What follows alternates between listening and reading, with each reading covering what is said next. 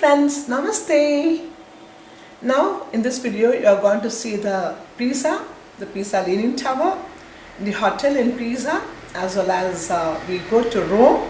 On the way to Rome, the sceneries and the part of the sightseeing of Rome, Italy. Rome is known as eternal city of Europe, the world in fact, and also the Vatican Museum. Now the Leaning Tower, which is the height is 60 meters altogether, which was the icon of Europe earlier, but now of course the Eiffel Tower has taken charge of the iconic figure. But watch, enjoy. Now here we are coming to the fag end of the tour, Italy, the country Italy. Again we are going to Pisa. Pisa you would have very well heard about because the Pisa's Leaning Tower. So we are going to visit the Pisa's Leaning Tower and stay overnight over here, and then we move on to Rome and Vatican. That's the tour program. Here you see Pisa in particular is very plateau, absolutely, and you can see the ruins of the small buildings, small tunnels and things like. You must also, I forgot to inform you one thing, we had the longest tunnel over here from Switzerland to Italy, which is called the St. Gotthard tunnel, which is almost about 17 kilometers, I suppose, the length of it. Now about Pisa, see our coach. So we are, this is the coach size. You have underneath, you have the luggages to be kept. And we are into a hotel over here, which is very famous. The hotel is known as, I think it's Grand Duca Hotel in Pisa. A good 4-star property, lots of paintings, and it's a nice place. Italian paintings. You know, Italy is very famous for its paintings, like Michelangelo, Bernini, etc. were all Italians, you know, and it's full of painters and the artists, full of artists. See the beautiful paintings. And when we were here, there was also a huge group of about 200 students who happened to be in this hotel staying, and it was a huge, wonderful memory for our customers because they're missing their grandchildren and children for over 10 days, so they really enjoyed it. As you see the lions sculpture over here, which is one of the mark of every Italian. Beautiful surroundings of this hotel itself is really so cute. You feel like living for more number of days than just one night. The hotel as it is not so very well highly built up, but it's beautifully built up. Now when we talk about the sightseeing of Pisa Leaning Tower, most important is of Pisa, the Leaning Tower. Now the Leaning Tower actually is happenings of mistake or mistakes. This was built somewhere in 1173. After 5 years, when it came to third floor, they came to know about this mistake. It's leaning, and they stopped for almost about 100 years, I suppose. Then after 100 years, it again started. Another architect came, because naturally 100 years is not the human age of these days. It used to be in the 6,000 years back. In our mythology, we have people like Bhishma and all with 250 years and all each. But here, so another architect came and he took over. So many architects changed over to this Pisa Leaning Tower. But however, I would like to tell you one thing now, that this was a good luck for Italians. Because it became a leaning tower, so see the tourists strong and pay so much money to the country and to the ticket charges. And because the tourists come, the restaurants do good, the transportation do good, hotels do good. It's a lot of money for Italy. So about the Leaning Tower, it is about 14,400 ton. The Leaning Tower is. It's actually the 11th century built up thing, and this is known. The place is known. The place, it's a main square, Piazza del Duomo, if I remember. This is the place, and it also has a place nearby called Miracle Square. Actually, this Miracle Square, the Square of Miracoli, they call it. So this. There are two huge churches. Now this Mary's church. So when this church was made, it was a bell tower. The Leaning Tower was supposed to be a bell tower. See, you can see the bell tower, see, Leaning Tower there. So this bell tower was made, And then after this 5 years, they had to stop all these things. After three the floors, they had rebuilt again till 7th floor and so on, and they had to stop all the work. See, this is the miraculous church. They say once you pray into this church, whatever your wish will be honored, kind of. And this is now the heritage site by the UNESCO heritage sites, and it's well known to all the people all over the world, and many throng to see this place. And another important fact to inform is, during the World War, the Second World War, when the Americans invaded Italy, everything got demolished but not the Pisa Leaning Tower. See the fun of it. Though it is made with certain mistakes and a damaging piece, but it did not. Where there's a will, there is a way. If the nature has a will, nature has a way. It seems the depth was only 3 meters. It is because of that this had a leaning. But they are doing a lot of work now for renovation, and they make it a point. They make sure that it doesn't lean further, it doesn't fall. And every year there's a renovation work going on around it. Whenever I go, I always hear some work going on. Now we are reached Rome, the eternal city, the most important city of Italy, the most, and the Vatican. So you can see now after this little thing, it is into Vatican. Now we reached Rome. You can see the Colosseum. And next to the Colosseum, you can see the Imperial Roman Forum. It's absolutely, the construction is overall destructions. After the World War, there was a lot of destruction. As I told you, the American invaders, when they arrived into Italy, many churches, many constructions were ruined. Now, about the Colosseum, just in few words, it's the largest amphitheater in the world today. It can accommodate about 1 lakh of people, easily 85,000 of them. And this was done according to the information about 70 after death. So it's about almost 2000, almost that many years old. Now, this is built basically for the entertainment purpose, and when you see amphitheater itself, it says it has it is a wide steps. You cannot really climb easily unless you are a capable person.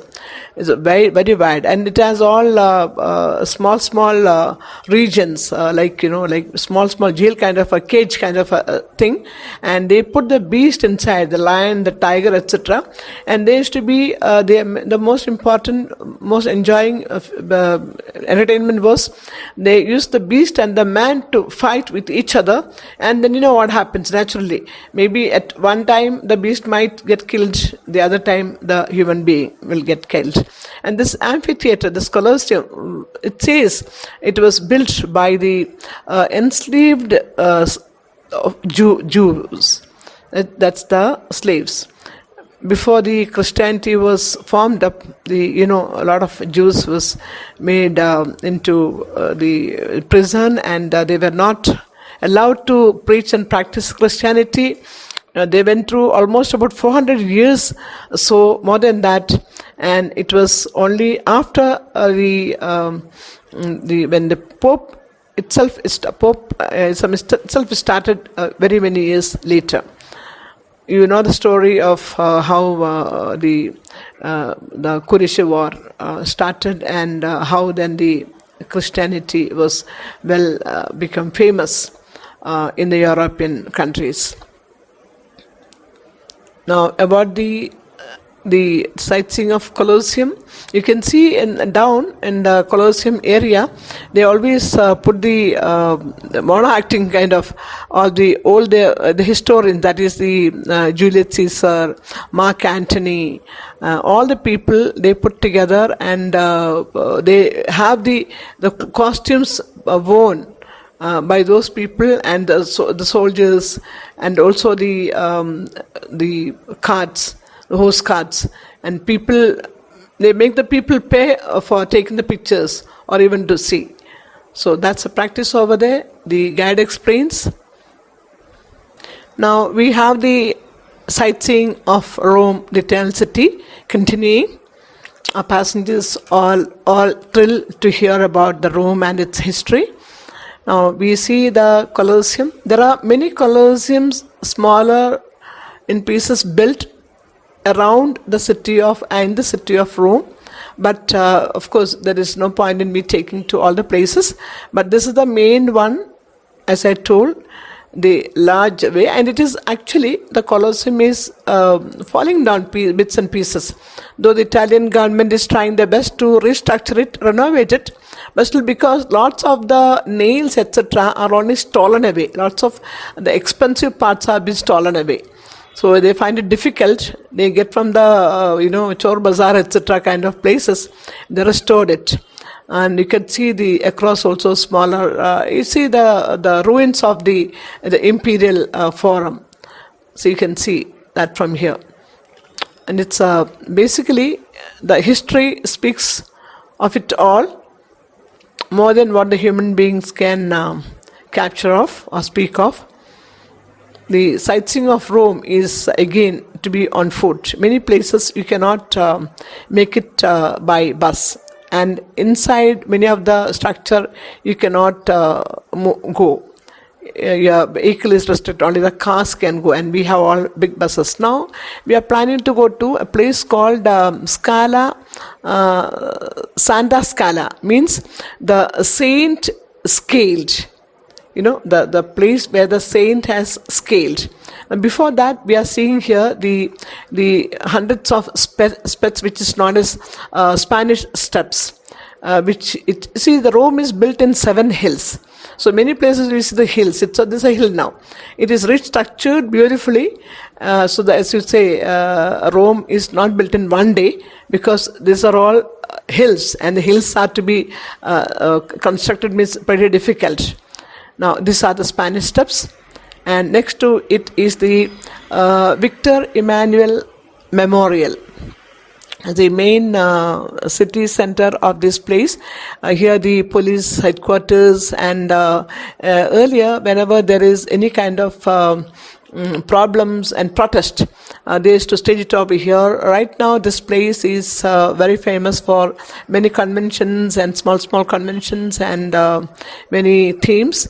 It's always busy with many things. But it's a monument. It's a beautiful monument named by Victor Emmanuel. And you see many parts of, wherever you have such sculptures, architectures, you see always the lion representing in front. And always see the people trying to see the monument. You can go inside, you have you have an entry ticket, but this all needs time. It's not possible in a few minutes or half an hour. Now we are proceeding to see the Scala, Santa Scala. Now Santa Scala is very famous. It is not in the city of Rome. It is at the outskirts of the city of Rome. Not many at all the tourists go. Our group tours in Kerala or even India do not go there, except the pilgrimage people. But I love this place, and I always love to show people what maximum possible. Since we had time, I request a driver, and we are taking them. Although we mentioned in our brochure subject to availability. So the Santa Scala, I would like to The Scala Sancta story says that Helena was born in a poor family in Drubba, later known as Helenopolis, today's Turkey in Asia Minor. Says she was a stable maid, means a good innkeeper. The Emperor of Rome, Constantius, met her and married her. With him, she birthed the boy named Constantin. When he was around 19 years or so, the Emperor Constantius married another princess, Theodora, and divorced Helena. But the boy adored his mother very much, and he was very much in the inner circle of the royal kingdom. Later, when Constantius died, Constantine became the emperor.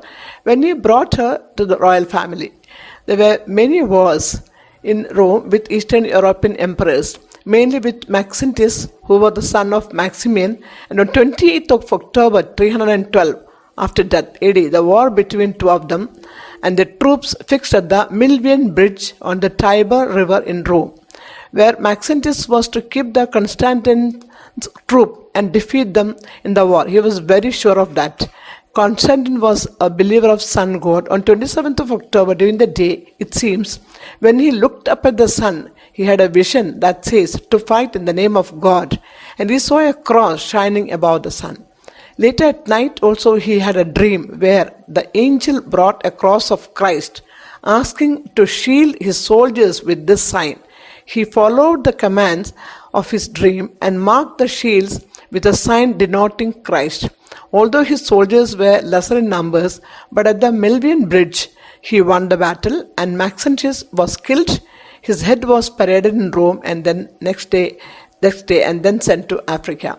Thus Constantine became the first Christian emperor, and he gave all kinds of permission to his mother to settle Christianity in Rome, which was till then suppressed by the emperors. Also built churches and monuments on Jesus. Thus she went to Middle East and Jerusalem and started searching and finding all the items of the Jesus time. Many she shipped back to Rome, and thus the 28 marble steps of Jesus' trial at the palace of Pilate was brought to Rome, and that is what is in Scala Sancta, which means the steps scaled by saint.